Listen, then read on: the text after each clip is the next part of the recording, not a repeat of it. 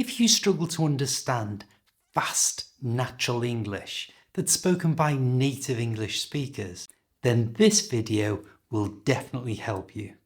First, just listen to a conversation between me and my friend Kerry that took place in my home yesterday. Don't worry if you don't understand everything we say, because afterwards I'll go through some of the more difficult words and expressions that you might not have heard before, as well as some handy pronunciation tips so you sound like a native English speaker. To help, there's a free guide that you can download in the description below. But if you're already a member of our English Improvers community, this will be sent to you automatically. One of the biggest problems that English language learners have is finding someone to practice speaking with.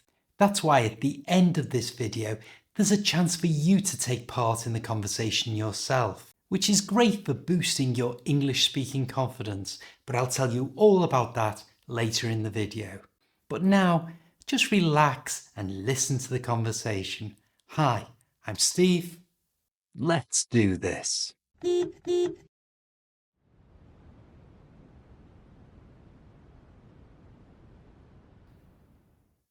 I'm going to ring my dad.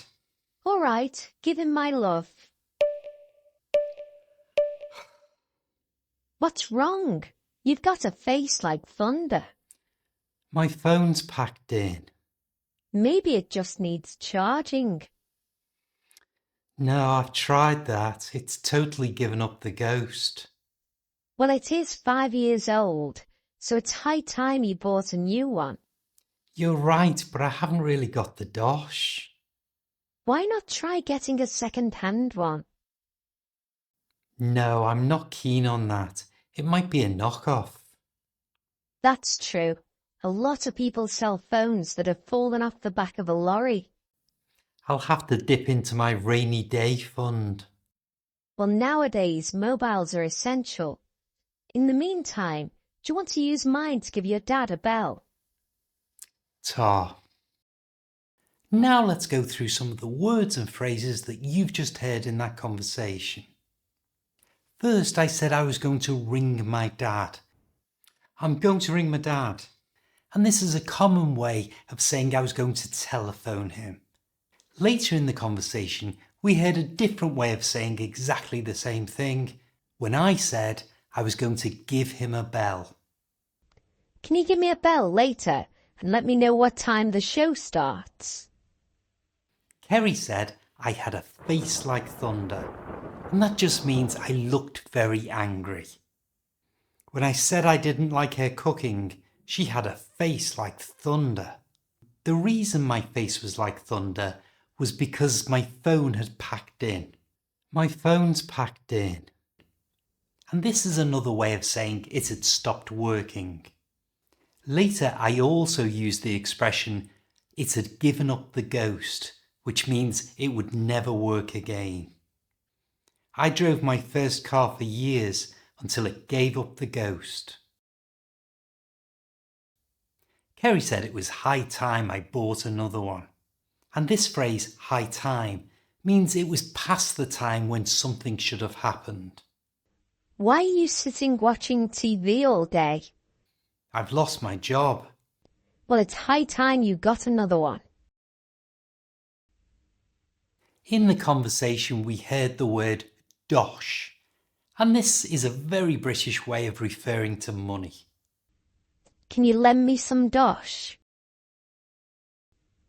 Because I didn't have the money or the dosh to buy a new one, Kerry suggested I buy a second-hand phone. Why not try getting a second-hand one?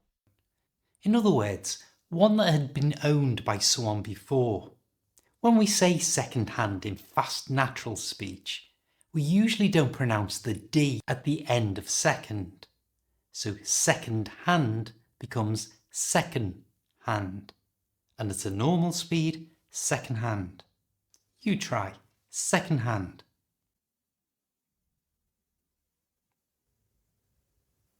Now, I wasn't keen on buying a second-hand phone, and not being keen just means I wasn't interested. Do you want to go shopping in Liverpool today? I'm not really keen.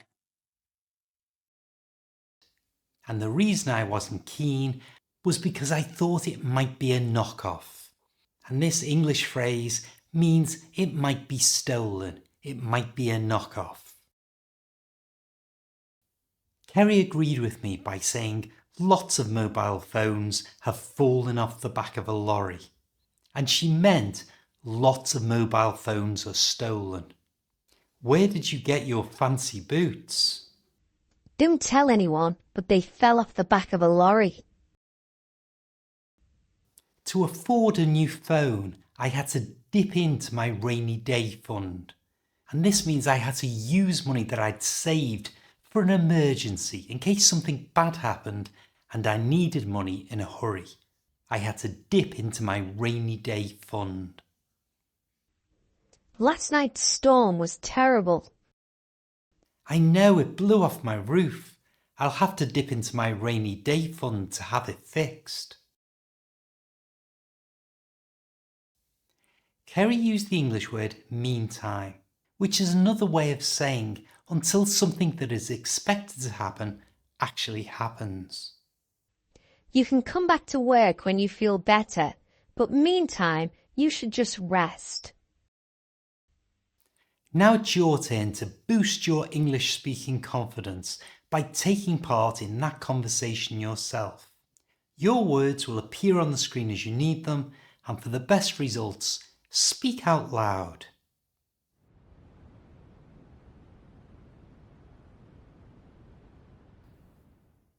I'm going to ring my dad.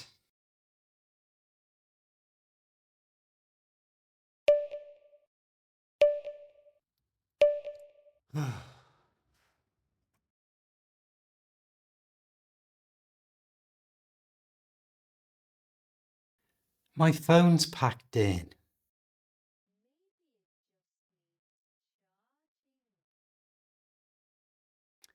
No, I've tried that. It's totally given up the ghost.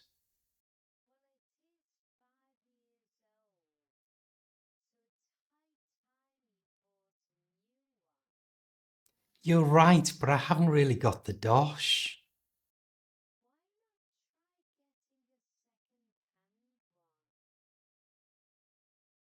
No, I'm not keen on that.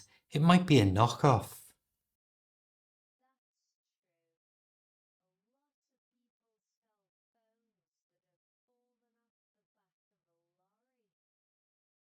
I'll have to dip into my rainy day fund.